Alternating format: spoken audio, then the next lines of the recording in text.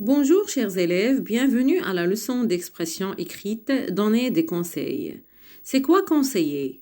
Conseiller, c'est donner un conseil à quelqu'un, lui indiquer ce qu'il doit faire. Comment peut-on exprimer un conseil alors? On peut exprimer un conseil avec le verbe conseiller de au présent de l'indicatif. Comme exemple, je te conseille de visiter un médecin. Ou bien avec les verbes devoir et falloir. Comme exemple, tu dois continuer à travailler.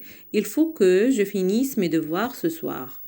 Le conseil peut être exprimé aussi avec l'impératif présent. Comme exemple, révise tes leçons pour réussir. Ou bien avec l'infinitif présent, comme frapper avant d'entrer. Ou bien avec différentes structures grammaticales. Comme exemple, il vaut ou bien il vaudrait mieux obéir les ordres du directeur. Il est ou bien il serait préférable que tu finisses tes devoirs. Voici d'autres expressions pour donner un conseil. Les expressions avec une autre couleur. Je te conseille de revenir plus tard. Je vous conseille de partir d'ici vite. Vous devriez apprendre l'anglais. Il vaudrait mieux visiter un médecin. Si j'étais à ta place, je ne laisserais jamais tomber mes études. Ce qu'il faudrait faire, c'est penser positivement. Tâche de ne pas refaire ça. Essaye de te reposer. Faites votre possible pour que tout se passera bien.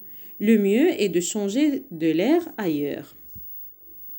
Maintenant, on va tous travailler sur un sujet comme exemple pour savoir comment peut-on rédiger un petit texte dans lequel on peut donner des conseils. Le sujet est comme suit. Rédige un texte dans lequel tu donnes des conseils à ton petit frère sur la manière de traverser la rue. Comment peut-on faire ça? On peut écrire comme ça. Écoute-moi bien, David. Avant de traverser la rue, on regarde d'abord à gauche et ensuite à droite. Si personne n'arrive en voiture, au vélo, ou moto, s'il y a des passages piétons, on les emprunte et on ne traverse pas n'importe où. Qu'est-ce qu'on remarque dans cette petite partie? On remarque l'utilisation de présent de l'impératif, de présent de l'indicatif, ainsi que la négation qui indique l'interdiction. Très bien. Passons à la deuxième partie maintenant. On doit respecter les feux s'il y en a. Et on traverse quand le petit bonhomme est vert. Il faut traverser sans courir et calmement. Qu'est-ce qu'on remarque? Très bien. On remarque deux expressions. On doit respecter, il faut traverser. Le verbe devoir, ici, suivi un verbe à l'infinitif. Et le verbe falloir, suivi de l'infinitif aussi.